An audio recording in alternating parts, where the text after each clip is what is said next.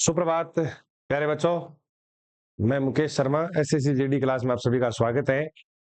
और आप सारे अभी बस क्लास शुरू होने वाली है, जुड़ जाइए सभी जल्दी से जल्दी और कमेंट करते रहे, आप बताते रहे, क्योंकि हमें भी सबल मिलता रहेगा, पता चलता रहेगा। आज हम जो है वो हमारी 8वीं क्लास होगी हिंदी की एसएससी जीडी, जो प्रीवियस के पेपर आए उसका सॉल्यूशन करवा रहे हैं। 8वां जो पेपर है यानी 21 फरवरी 2024 को चौथी शिफ्ट में जो पेपर हुआ था उसका सॉल्यूशन हम करवाएंगे। आप लगातार देखते रहिए, जुड़िए रहिए, आप लोगों के लिए मेहनत हम लगातार कर रहे हैं। ये जैसे ही पेपर आज पूरा हो जाएगा यानी 8वां पेपर यानी दूसरे दिन का 21 तारीख के चौथे शिफ्ट का पेपर, और 20 तारीख के हम 4 पेपर कर ही लिए, और अब 21 तारीख के चौथा पेपर आ जाए तो 8 पेपर हमारे कंप्लीट हो जाएंगे, प्रीवियस के आए हुए आप सॉल्यूशन हो जाएगा। उसके बाद हम 9वां पेपर जब करेंगे उससे पहले विलोम शब्द आपको मैं थ्योरी से पढ़ाऊंगा जो आपके सिलेबस में। विलोम शब्द में वो विलोम शब्द मैंने शामिल किए हैं जो पीछे सभी एग्जामों में आए हुए अच्छे विलोम शब्द, आपके लिए अच्छी पीडीएफ तैयार कर रखी है, अच्छे नोट्स बनाए आप लोगों के लिए। आप लोग बस मतलब आपको तो केवल देखना है, लिखना है, सुनना है, आप तैयार रहिए। हम रात दिन मिल करके जो प्रश्न आए हैं उनके लिए लगे हुए, जो पीछे प्रश्न प्रीवियस में वो भी ले रहे हैं, और जो मुझे अनुभव है मेरे जीवन का पढ़ाने का कि कैसे प्रश्न आ सकते हैं वो भी आप विश्वास करेंगे तो ऐसा कोई प्रश्न नहीं है जो आप विलोम शब्द आपको नहीं आता है, आपको उसी में से मिलेंगे। आप विश्वास करना, आप विश्वास करके पढ़ लेना, फिर आप मुझे बताना एसएससी जीडी एग्जाम देने के बाद लगेगा कि आपको वास्तव में सर सही बताया, क्योंकि ये जीवन का पढ़ाने का अनुभव है, उसी हिसाब से आपको मैं बता रहा हूँ। तो विलोम शब्द जैसे ही पढ़ा दिया जाएगा उसके दूसरे दिन ही आपको उस विलोम शब्द से संबंधित सारे प्रश्न करवाएंगे। और वो देखिए, आपके लिए मैं बता दूं खुशी की बात कि जैसे ही वो प्रश्न हम करवाएंगे उसके उत्तर आप भी देंगे, तो मैं बोलता जाऊंगा कि आप उसके उत्तर दीजिए, आप सॉल्यूशन करेंगे, फिर मैं आपको उसका उत्तर बताता चलूंगा। यानी जैसे टॉपिक पूरा हुआ उस टॉपिक से संबंधित आपको एक पेपर बनाया जाएगा, पेपर मैं बनाऊंगा, मैं मेरे बना के पेपर आपको आपको यहाँ पे करवाया जाएगा। तो ये सिस्टम हमारा रहेगा तैयारी कराने का। जैसे टॉपिक पूरा हुआ उसका पेपर, जैसे टॉपिक पूरा हुआ उसका पेपर करेंगे। और पेपर में आप क्या करेंगे, जैसे विलोम शब्द हमने 100 या 150 विलोम शब्द पढ़े, इस पर पढ़ेंगे, अपने समझेंगे बोर्ड से।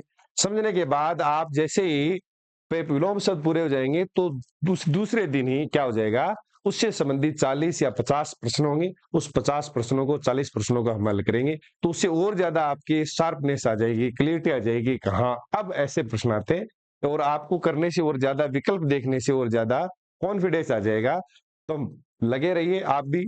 सुबह प्रातः 6 बजे जैसी क्लास आती है तो उसमें आप तैयार रहिए, आप नोट्स बनाइए, आपसे अपने मोस्ट इंपोर्टेंट वो लिखिए टॉपिक, तो आप लगे रहिए। आप लगे रहेंगे तो हमें भी ऐसा रहेगा कि हाँ हम मेहनत कर रहे हैं तो बच्चों के लिए, तो वो बच्चे तैयारी के लिए बराबर तैयार हैं, तो फायदा उसी का मिलेगा।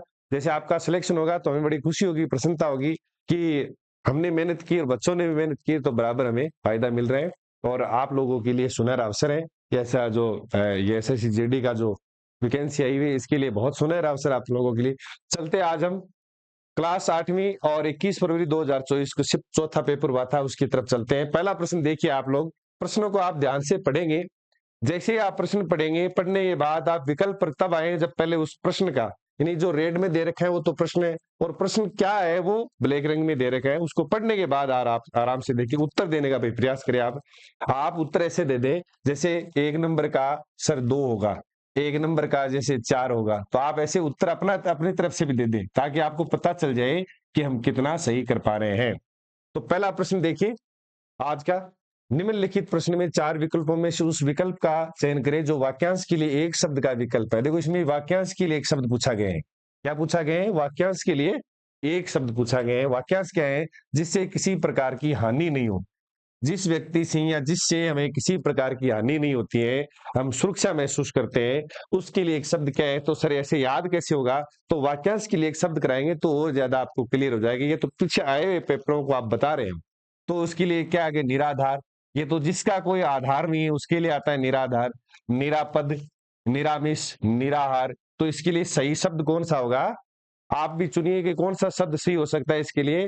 तो सही शब्द होगा निरापद। निरापद का अर्थ होता है सुरक्षित, इसका अर्थ होता है सुरक्षित, जहां सुरक्षा महसूस करते हैं, किसी प्रकार की हानि नहीं होती है, उसके लिए आता है निरापद।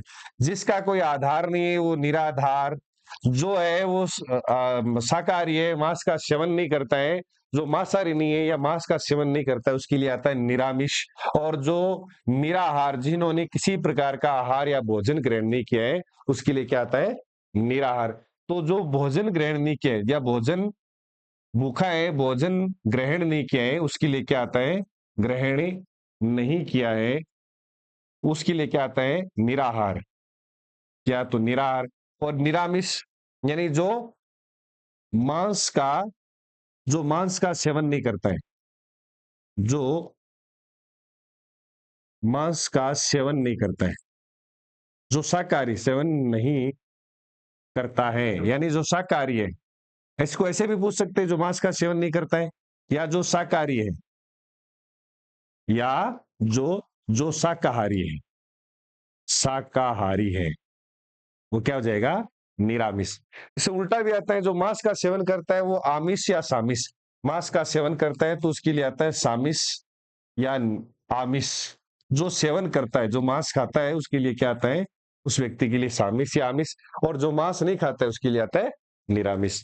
और जो आहार नहीं, निराहार। और जिसका कोई आधार ही नहीं है उसके लिए आता है निराधार। निर प्लस आधार, निराधार में उपसर्ग है वो क्या है, निर है, और इसमें मूल शब्द क्या है, आधार है। तो ये आप नोट कर लिया करो ऐसे शब्दों को, ताकि आपको पता चल जाए कि निराधार में उपसर्ग कौन सा है और निराधार शब्द है उसका विलोम शब्द क्या होगा। तो ये आप ऐसे शब्दों को नोट करते चलिए। तो इस प्रकार से ये पहला प्रश्न है, इसका उत्तर मैंने आपको सारे बता दिए कि पहले प्रश्न का उत्तर तो ये होगा। और जो विकल्प में दे रखे हैं उनको भी मैंने आपको समझा दिया है। एक बार आप लिख भी लिया करो, इनको देख लिया करो, लिखोगे तो ज्यादा समझ में आ जाएगा। तो ये प्रश्न देखो बार बार घूम के भी आ रहे हैं। एक पेपर में है, फिर आपको आप 9वें पेपर में 8वें मिलेगा, तो ऐसे आ ही जाते हैं। निम्नलिखित प्रश्न में 4 विकल्पों में से उस विकल्प का चयन करें जो दी गई लोकोक्तियों का, ये लोकोक्ति दी गई है कि 12 वर्ष से पीछे घूरे के भी दिन फिरते हैं। बोलते हैं कभी 12 वर्ष बाद में तो क्या है, घूरे के भी दिन फिर जाएंगे। यानी ये बोलते हैं ना, कहीं भी न कभी हमारी भी क्या आ जाएगी, कभी हमारी भी क्या आ जाएगी, दीपावली आ जाएगी। ऐसे बोलते हैं अपन कि मैं भी, हमारी भी दीपावली आओगी कहते। तो ऐसे हम बहुत बार बोलते हैं कि भाई लोकोक्तियों का प्रयोग करते हैं कि जिस कई बार बोलते हैं ना कि वो व्यक्ति है वो तीजे के त्योहार जैसा दिन कट रहे हैं, नहीं केवल बहुत अच्छा चल रहा है आजकल, तो बहुत आनंद में है। तो ऐसे ये लोकोक्ति है, 12 वर्ष पीछे घूरे के भी दिन फिरते हैं, तो धन ही सबसे, यानी कुछ कभी न कभी तो परिवर्तन आता ही है कि जीवन में के।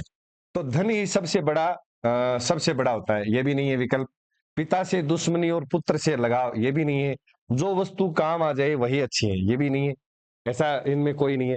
तो एक न एक दिन अच्छे दिन आ ही जाते हैं, तो ये विकल्प सही है कि 12 वर्ष पीछे घूरे के भी दिन फिर जाते हैं, यानी कभी न कभी क्या आ जाएगा, एक न एक दिन अच्छे दिन आते ही है। तो इसका सही उत्तर क्या हो जाएगा, 4 नंबर विकल्प। आप ध्यान से पढ़ेंगे तो ज्यादा समझ में आ जाएगा। दिए गए शब्द का विलोम शब्द ज्ञात कीजिए। देखो ये ज्योति शब्द है, शुद्ध भी लिखा हुआ है, और ये पूछा पूछा भी जाता है कि ज्योति ऐसे लिख देते हैं, तो क्या है, गलत शब्द है। तो ज्योति का क्या पूछा है, उल्टा अर्थ पूछा है। विलोम का अर्थ क्या होता है, उल्टा। इसमें पूछा है उल्टा क्या होगा विलोम शब्द का, किस शब्द का, ज्योति का। तो देखो शीतलता है, ज्योति का शीतलता, शीतलता से कोई लेना देना, ये तो ठंडा का हो जाएगा, जो गर्म का हो जाएगा शीतलता। विलोम शब्द ये भी नहीं है। तब में एक है, एक उजाला है, एक प्रकाश है। तो देखो उजाला और प्रकाश तो ये समान है, ये तो क्या हो जाएगा, प्रकाश भी समानार्थी शब्द है ज्योति का, यानी ज्योति का ये तो दोनों पर्यायवाची शब्द है। और इसका सही उत्तर क्या होगा, तम। तम का अर्थ होता है अंधेरा या अंधकार, अंधकार। यानी ज्योति का अर्थ है प्रकाश, ज्योति का अर्थ क्या है, प्रकाश। और ये तम का अर्थ है अंधकार। लेकिन मैं आपको बता दूं, विलोम शब्द का एक तरीका होता है कि तत्सम का तत्सम ही विलोम शब्द होगा। और ये जैसे हम बोलते हैं ना कि रात का दिन होता है, रात का क्या होता है, दिन होता है। रात्रि का दिवस होता है। देखो रात्रि है वो तत्सम शब्द है, इसका विलोम शब्द है वो तत्सम ही होगा, क्या होगा, दिवस। ऐसे ही देखो रात है वो तद्भव शब्द है, और रात का तद्भवी विलोम शब्द होगा दिन। तो इसका मतलब है कि तत्सम का तत्सम विलोम होता है, तद्भव का तद्भव विलोम होता है, क्रिया का क्रिया विलोम होता है, संज्ञा का संज्ञा विलोम होगा, सर्वनाम का सर्वनाम विलोम होगा। इस पर आप ध्यान दीजिए, ऐसा नहीं कि रात्रि का दिन कर दिया, रात्रि का तो दिवस यानी तत्सम शब्द ही चुनिए आप। तो ज्योति का विलोम शब्द क्या होगा, तम होगा। प्रकाश का अंधेरा होता है, प्रकाश का क्या होता है, अंधेरा, और ज्योति का तम। दिए गए वाक्यांश वाक्य में उचित पर्यायवाची शब्द का चयन करके रिक्त स्थान की, पूरा प्रश्न पढ़े आप कि दिए गए वाक्य में उचित पर्यायवाची शब्द का चयन करना है और इस रिक्त स्थान की क्या करनी है, पूर्ति। तो किसका पर्यायवाची, जो जो इसमें यहाँ दिए गए ब्रैकेट में किसका पर्यायवाची, कि द्रौपदी का, पीछे वाक्य भी देखें आप कि द्रौपदी शब्द लिखा हुआ है, इसको मैं थोड़ा शुद्ध कर लिख देता हूं। ये ऐसे लिखा जाएगा द्रौपदी, मात्रा औ की आएगी इसमें स्वर की। तो द्रौपदी का कपड़ा हरण भरी सभा में हुआ, तो कपड़ा का पर्यायवाची पूछा गया है। तो कपड़ा का पर्यायवाची चीर, वर्णन, गुण, अस्त्र। तो अस्त्र तो अलग है, जो फेंक कर चलाया जाता है, जो गोली है वो क्या है कि अस्त्र है, बंदूक चलाते हैं गोली, तो वो क्या होता है, अस्त्र, उसके लिए। तो इसके लिए सही पर्यायवाची क्या हो जाएगा, जो सही इसका पर्यायवाची क्या है कपड़ा का, चीर। चीर हरण बोलते हैं ना अपन, चीर हरण यानी कपड़े का क्या है ये पर्यायवाची है, बाकी की कोई भी पर्यायवाची का चीर का या कपड़े का नहीं है। निम्नलिखित प्रश्न में चार विकल्प में से उस सही विकल्प का चयन करें जो वाक्यांश के लिए एक शब्द का विकल्प हो। वाक्यांश के लिए एक शब्द पूछा है, कभी पूछे पर्यायवाची, कभी विलोम, कभी वाक्यांश के एक शब्द। तो वाक्यांश के लिए एक शब्द है, वो चाहे पर्यायवाची हो चाहे विलोम, सबके लिए आपके लिए बहुत अच्छी तैयारी करके अच्छे नोट्स आज से बना बना के तैयार कर रहे हैं। फिर आपको प्रिंटेड उसकी पीडीएफ मिल जाएगी आपको टेलीग्राम पर, और यहाँ भी आपको बहुत बेहतरीन तरीके से पढ़ाया जाएगा। बहुत शानदार तरीके से हम तैयारी के लिए ला रहे हैं, आप बस तैयार रहिए। तैयारी के लिए आपको तैयार रहना है, बाकी क्या तैयार करना है मैटर, वो सब हम तैयार कर रहे हैं बहुत अच्छी तरीके से। तो आप तैयार रहेंगे तो हमें भी क्या रहेगा, जोश रहेगा, और ज्यादा बढ़िया तरीके से आपके सामने जो ये प्रश्न है या कोई जो आपके सिलेबस के अनुसार जो सामग्री है वो पेश करते रहेंगे। तो अपना मत देखो, वाक्यांश के लिए वाक्यांश क्या है, तो अपना मतलब साधने वाला, अपना जो फायदा है, अपना स्वार्थ साधने वाला। तो स्वार्थ की जगह क्या दे दिया, मतलब थोड़ा सा घुमा दिया। तो मतलब साधने वाले को स्वार्थी, उपही, व्यापाद, परमार्थी। तो क्या हो जाएगा सही विकल्प है स्वार्थी। स्वयं का अर्थ देखने वाला, स्वार्थी जो शब्द है ये ऐसे बनाए, देखो स्वार्थी स्वार्थ से बनाए और इसमें दीर्घ संधि है, स्वधने अर्थी।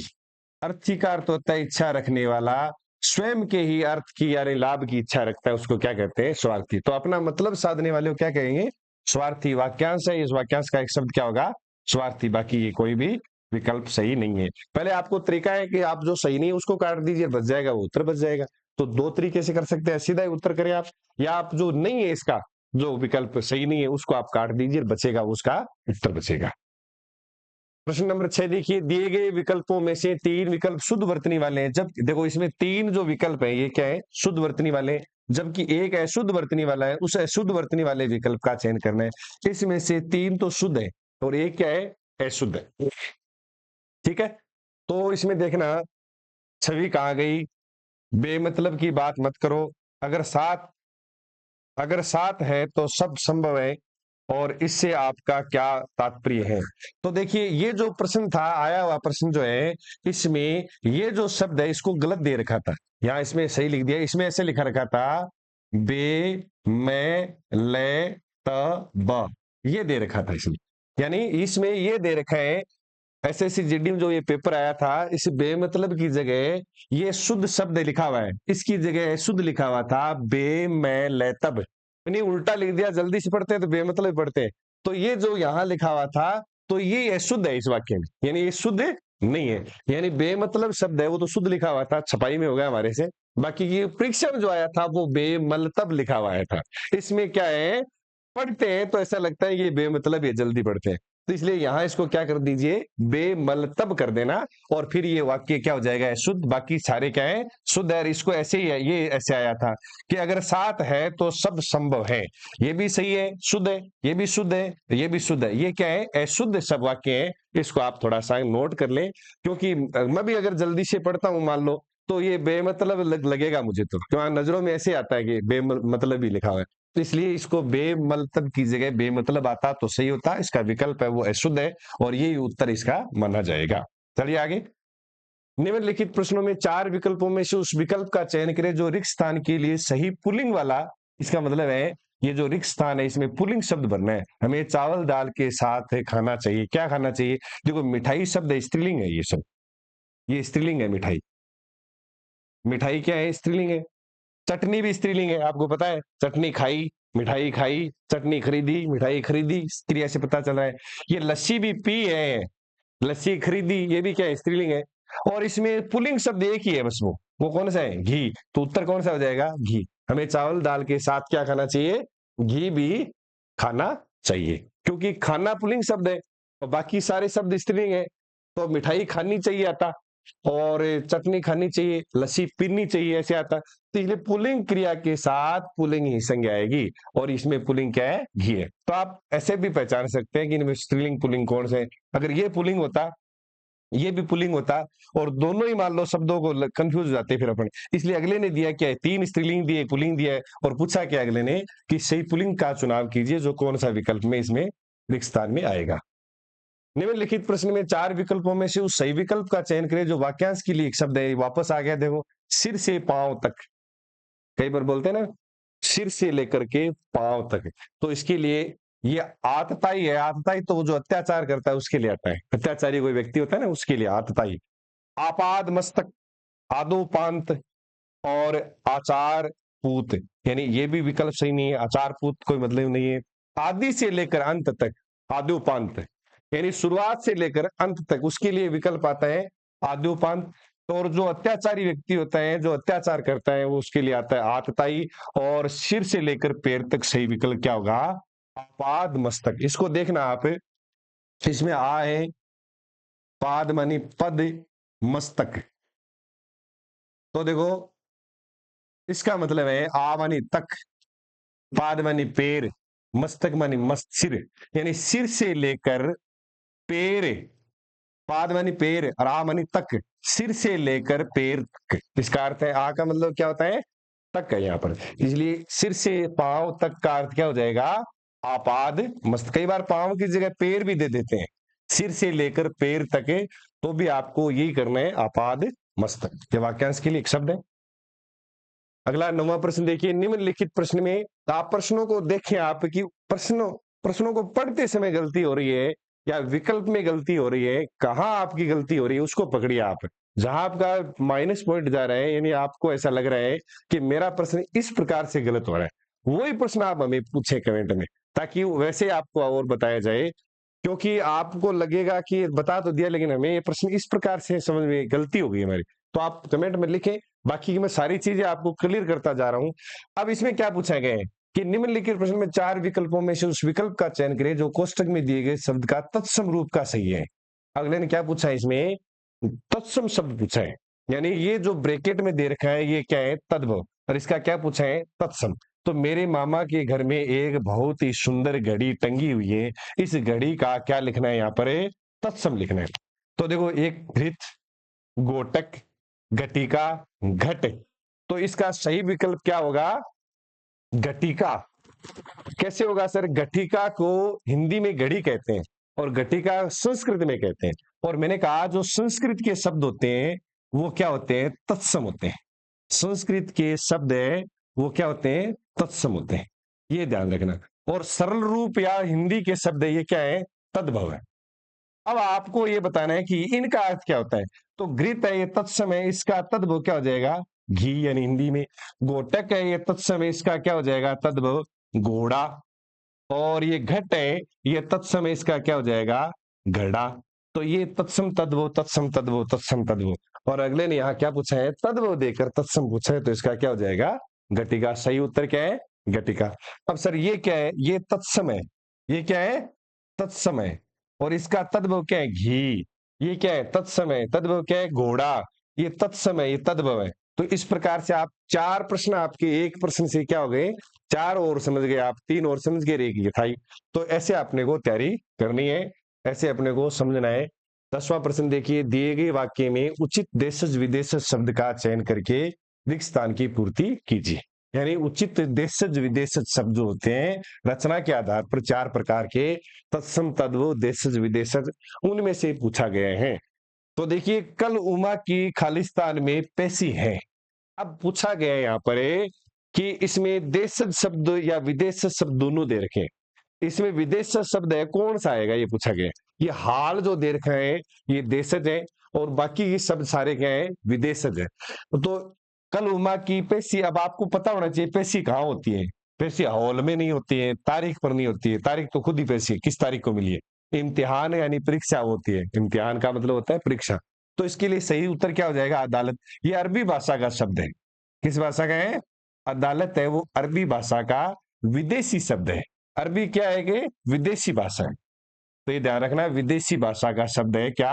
अदालत हिंदी भाषा का शब्द नहीं है। ये तारीख भी क्या है? ये भी अरबी भाषा का शब्द है। याद रखें, ये भी अरबी भाषा है, और अरबी भाषा है वो विदेशी भाषा है। ये भी क्या है? विदेशी भाषा। तो ऐसे शब्दों को ध्यान रखना। ये तारीख और अदालत महत्वपूर्ण शब्द है। इम्तिहान तो इतना ही नहीं है, तारीख अदालत पूछते ही रहते हैं। तो तारीख और अदालत दोनों शब्द है वो विदेशी भाषा के। और यहाँ कौन सा सही आएगा? अदालत शब्द आएगा, क्योंकि पेशी कहाँ होती है? अदालत में होती है। प्रश्न नंबर 11 देखना, दिए गए वाक्य में रेखांकित शब्द का विलोम शब्द ज्ञात कीजिए। ये जो एक नीचे वाक्य दे रखा है और इसमें रेखांकित इसको कर रखा है, और पूछा क्या गया? देखो, एक तो किस पर रेखांकित कर रखा है, पूछा क्या गया, इतना ध्यान देना। भोर को रेखांकित कर रखा है। भोर कहते हैं सवेरे। भोर भाई बोलते ना कि भाई अब भोर हो चुकी है और रात्रि गुजर चुकी है, तुम जाग जाओ। ये कोई भजन में भी आता है। तो भोर का अर्थ होता है सवेरा। अब इसका उल्टा लिखना है, विलोम शब्द। तो देखो, एक देर का सांझ, एक सुबह, एक आकाशीय, एक प्रभात। तो प्रभात का अर्थ क्या होता है? सवेरा। ये तो समानार्थी हो गया। सुबह का अर्थ भी सवेरा, और इसका विलोम शब्द क्या होगा फिर? सांझ। तो भोर तो सुबह होती है, जब सूर्योदय होता है, सूर्यास्त होता है, तो क्या होती है? सांझ होती है। ये आकाशीय अलग शब्द है। तो आपको सही उत्तर क्या करना है? सांझ। भोर का सांझ। बहुत अच्छा प्रश्न है ये। भोर शब्द हर एक को आता नहीं है, क्या होता है भोर का अर्थ? तो भोर का अर्थ क्या होता है? सुबह। लेकिन सुबह शब्द नहीं दिया, अगले ने क्या दिया है? भोर दिया है। और भोर का क्या पूछा है इसमें? विलोम शब्द पूछा है। तो क्या हो जाएगा? सांझ। या और सुबह का क्या होता?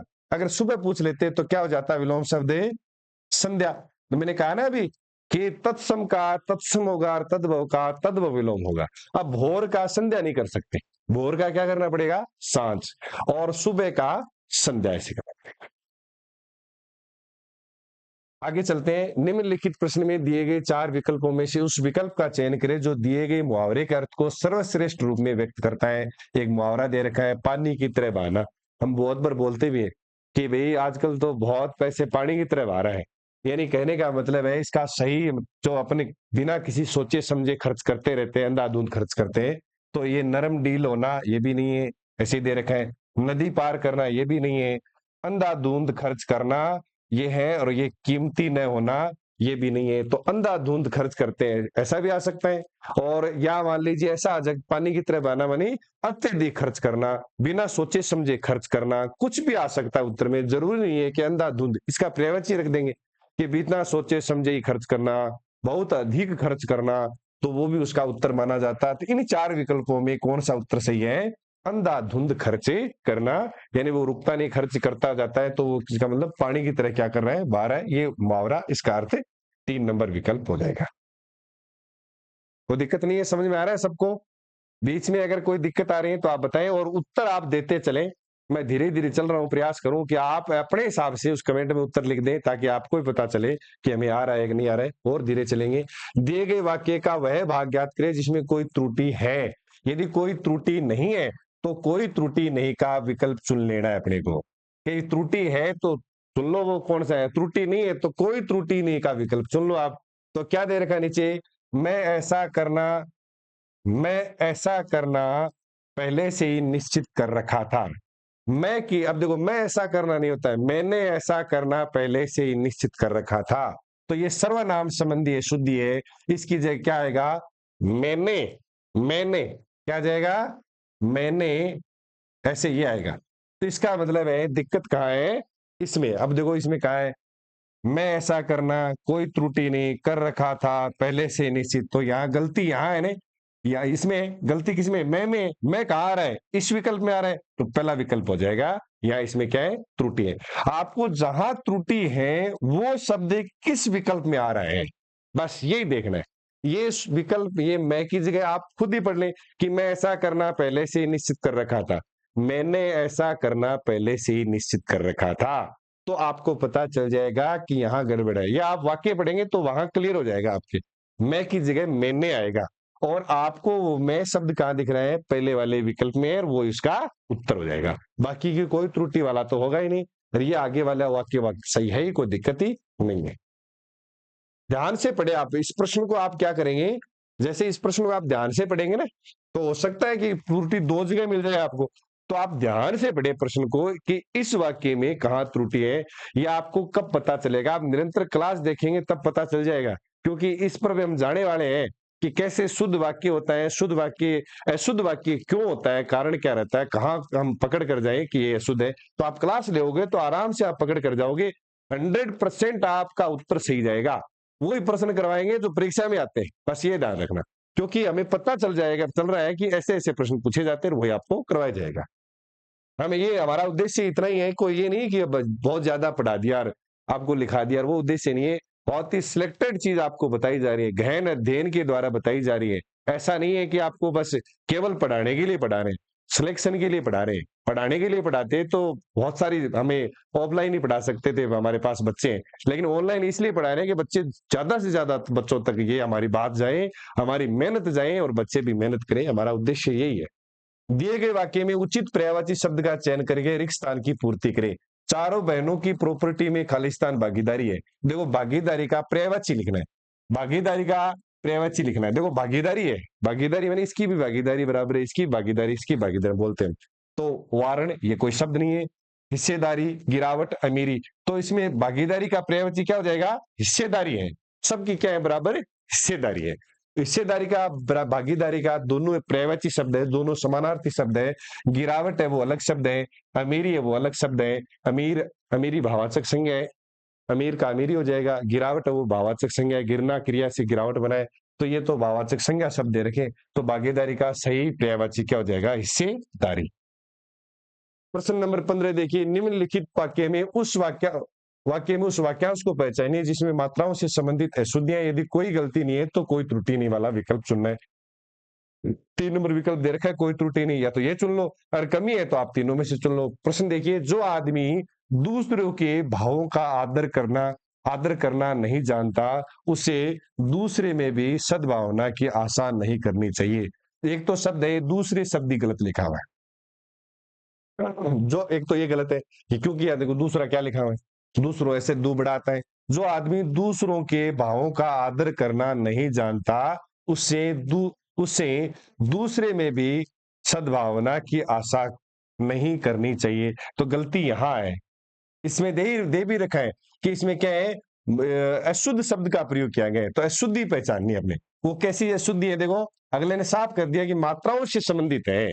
इसका मतलब है कि इसमें छोटा हुआ न आकर बड़ा हुआ आना चाहिए था, दूसरा ऐसा लिखा जाता है, दूसरे।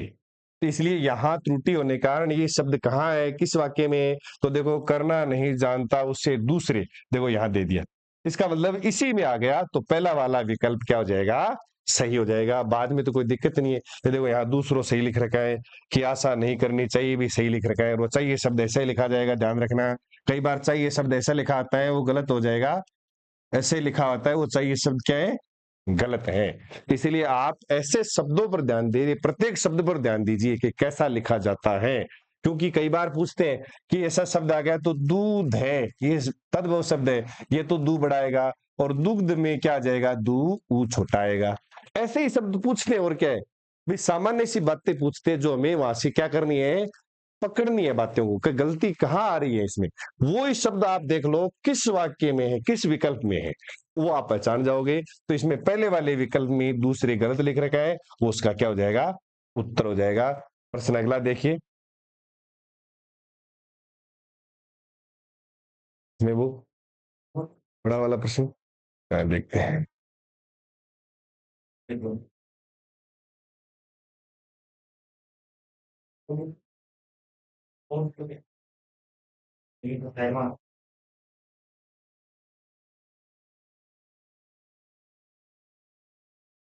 चलिए प्रश्न नंबर, हम आगे चलते हैं। 15वां प्रश्न पूरा हो गया। 16वां प्रश्न देखिए, इसमें 16वां प्रश्न जो दे रखे है, यानी ये जो पैराग्राफ आएगा इतना बड़ा गद्यांश आएगा, उस गद्यांश में से 5 प्रश्न आएंगे। वही बात जो रोज हम पेपर में करते हैं, 7 पेपर में वैसा ही आया था, ऐसा ही आएगा। 5 नंबर, ये 5 प्रश्न पड़े ही मिल रहे हैं अपने को नंबर। कहने का अर्थ है कि इसमें गलती होने की संभावना 0 रहती है। क्या करना है आपको, पहले इस पैराग्राफ को पढ़ लें, नहीं पढ़े तो कोई दिक्कत नहीं है। जहां से दे रखा है कि शिक्षा से बढ़कर कोई, देखो यार शिक्षा मनुष्य को शिक्षित, यहाँ कहां से दे रखा है, शिक्षा से बढ़कर कोई ताकत नहीं होती, शिक्षा मनुष्य को शिक्षित और, देखो शिक्षा मनुष्य को शिक्षित और क्या बनाती है, सभ्य बनाती है, अशिक्षित दोनों अधीर बनाती है, असभ्य बनाती है। तो शिक्षा क्या बनाती है, अपने को सभ्य बनाती है, किसके साथ साथ, शिक्षित के साथ साथ क्या बनाती है, सभ्य बनाती है। तो शिक्षित और सभ्य इंसान बनाती है। शिक्षा मनुष्य के व्यक्तित्व में सकारात्मक परिवर्तन लाती है।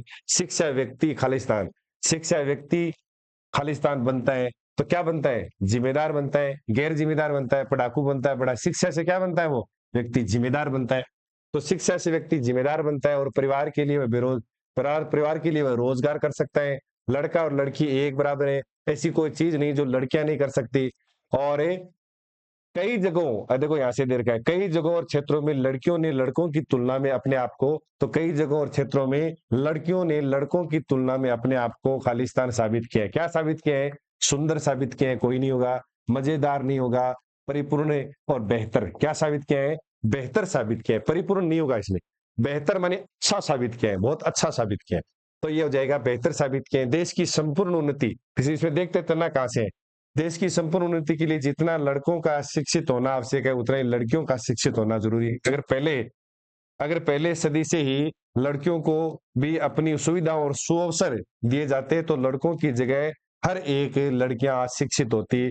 लड़कियां आजकल शिक्षित हो रही हैं, लड़कियां कई, देखो यहां से आगे ना कि लड़कियां कई सफल पद, तो लड़कियां कई सफल पद पर बड़े मस्ती और लगन के साथ, ये भी नहीं होगा, काम के साथ नहीं होगा, आत्मविश्वास के साथ, लोगों के साथ, ये भी नहीं होगा, आत्मविश्वास और लगन के साथ, लगन इसमें दे रखा है, आत्मविश्वास और लगन के साथ काम कर रही है, लगन शब्द है वो सही लिखा हुआ है, लगन के साथ काम कर रही है, गया आधा नहीं आएगा, पूरा ही आएगा। तो ये शब्द पर भी ध्यान दिए आप। तो आत्मविश्वास से और लगन के साथ काम कर रही है। और 20वां प्रश्न देखिए, कुछ परिवार लड़कों को कुल का दीपक समझते हैं मगर खालिस्तान घर की दिवाली नहीं है, सफाई नहीं है, रोशनी नहीं है, कमाई नहीं है। मान लो चारों विकल्प में नहीं है, तो आप देखिए इसमें कि आपको चारों विकल्प में से सही कौन सा है, कमाई भी नहीं होगा, सफाई भी नहीं होगा, दिवाली नहीं होगा, तो घर की क्या है, वो रोशनी है, उजाला है, प्रकाश है। तो कुछ परिवार लड़कों को कुल का दीपक समझते हैं मगर घर की रोशनी तो लड़कियों से ही होती है। तो घर की रोशनी किससे होती है, लड़कियों से होती है। तो आपको एकदम पता चल जाएगा, दिवाली से कोई लेना देना नहीं है, सफाई से कोई लेना देना नहीं है, कमाई से कोई लेना देना नहीं है। तो सही विकल्प क्या हो जाएगा, 3 नंबर विकल्प हो जाएगा। ये खालिस्तान इधर से आप पढ़ते चलेंगे और उस तरफ भी पढ़ते चलेंगे, तब आपको पता चलेगा कि सही उत्तर कौन सा है। आप ऐसे कर लेना कि कहां से आया है, तो मैं आपको एक तरीका बता देता हूं। जैसे शिक्षा मनुष्य को शिक्षित, तो कहां से आया, देखो यहां से ले लेना आप, शिक्षा मनुष्य को शिक्षित, शिक्षा मनुष्य को शिक्षित कहां से दे रखा है, ये यहां से दे रखा है। शिक्षा मनुष्य को क्या करती है, यहां से ले लो, मनुष्य को शिक्षित और इंसान बनाती है, यहां से ले लो। अब इसको यहां आप इधर आ जाइए कि विकल्प कौन सा भरना है। तो ऐसे आप चिन्ह लगाकर भी कर सकते हैं और सीधा भी आप कर सकते हैं। तो आप ध्यान रहे, ये प्रश्न गलत नहीं जाना चाहिए। ये प्रश्न जिसके समझ में नहीं आ रहा है, वो तरीका ये समझ में नहीं आ रहा है, तो मैं दूसरे तरीके से बता दूंगा, वो आप कमेंट बॉक्स में आप लिखें, बताएं कि ये सर हमारे समझ में नहीं आ रहा है। तो आपको पता चलेगा कि वास्तव में ये इसका उत्तर कैसे करें, प्रश्न कैसे करें। ध्यान रखें, कल हमारी क्लास जो होगी वो विलोम शब्द से संबंधित होगी। तो आप रुचि के साथ तैयार रहें, रुचि के साथ पढ़ें और निश्चित टाइम 6 बजे तैयार रहें। धन्यवाद आपका बहुत बहुत।